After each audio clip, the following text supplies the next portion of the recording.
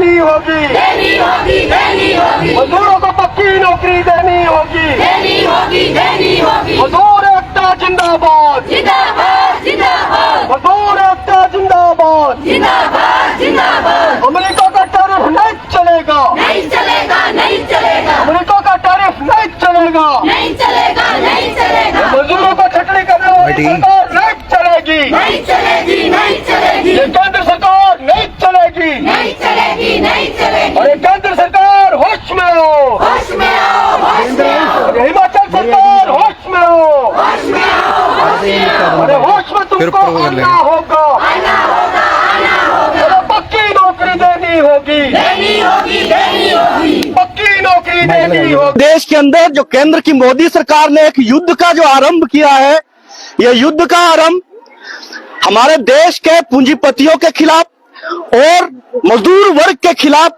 नरेंद्र की मोदी सरकार ने 4 लेबर कोड को लागू करके यह देश की मेहनतकश जनता के खिलाफ एक युद्ध की घोषणा कर दी है। और मजदूर वर्ग का यह मानना है कि नरेंद्र मोदी द्वारा की गई ये अघोषित और ये साजिश के तहत की गई जो घोषणा है, मजदूर वर्ग इस युद्ध का जवाब देगा।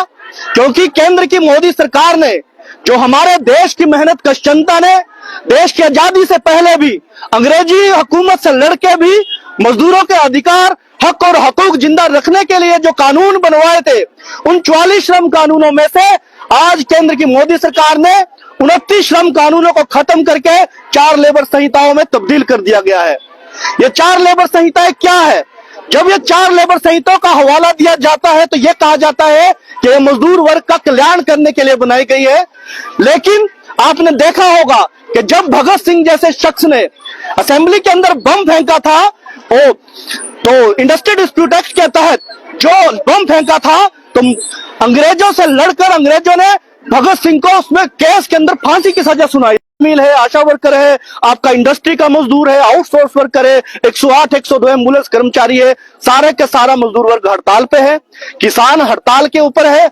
अगर 4 लेबर कोड को आप समझे तो इसको बड़े आसानी से इस तरीके से समझा जाता था। सबसे आसान जो समझ आने वाला है कि पेमेंट ऑफ वेजेज एक्ट जो होता था, उसके अंदर यह प्रावधान था कि अगर कोई भी कंपनी जिसमें 1000 से कम मजदूर काम करता है तो उनको हर महीने की 7 तारीख को वेतन दिया जाता था। लेकिन अब इस कानून के अंदर जो वेतन संहिता आई है, इस वेतन संहिता के अंदर कोई प्रावधान नहीं है। पहले सजा का प्रावधान था, अब सजा का प्रावधान नहीं है। वो कंपनी के मालिक के ऊपर निर्भर करता है कि वो कब वेतन दे। उस पे अगर पहले 7 तारीख को वेतन नहीं दिया जाता था तो कंप्लेंट कर दी जाती थी, उस पे फाइन होता था। लेकिन अब ऐसा कोई प्रावधान नहीं है। मजदूरों की सुरक्षा के साथ खिलवाड़ होगा।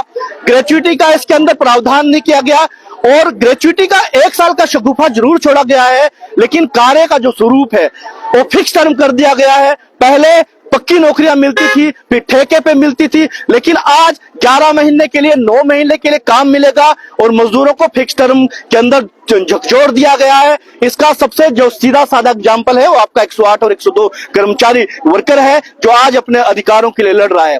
आंगनबाड़ी को सुप्रीम कोर्ट के निर्णय अनुसार ग्रेच्युटी का प्रावधान था, लेकिन आज आंगनबाड़ी को ग्रेच्युटी से महरूम किया जा रहा है। सुप्रीम कोर्ट का निर्देश है कि आंगनबाड़ी को ग्रेच्युटी दी जाए जब वो अपनी समय अवधि अपनी सर्विस से रिटायर होते हैं, लेकिन वो भी आज तक नहीं दिया जा रहा है। इन्हें वेतन जो केंद्र सरकार से आता था वो भी रोक कर दिया जाता था। मिड डे मील की छंटनी की जा रही है, 25 बच्चों की शर्त को कम नहीं किया गया। अब मिड डे मील को अभी भी 11 महीने का वेतन यहाँ हिमाचल के अंदर मिलता है। तो इस तरीके का शोषण मजदूर वर्ग के साथ हो रहा है। और आज पूरे देश के अंदर जिला सिरमौर के अंदर भी 3 जगह, चाहे राजगढ़ है, शिलाई है और नान के अंदर हजारों हजार मजदूर भारी भीड़ के अंदर, आप अंदाजा लगा सकते हैं कि मजदूरों में कितना रोष आया है। दूसरा, केंद्र की जो मोदी सरकार ने गारंटी दी है 60 दिन बेरोजगारी की, यह पूरी दुनिया में पहली सरकार है जिसने बेरोजगारी की गारंटी दी है। इन्होंने निर्धारित किया है कि साल में 60 दिन काम नहीं दिया जाएगा।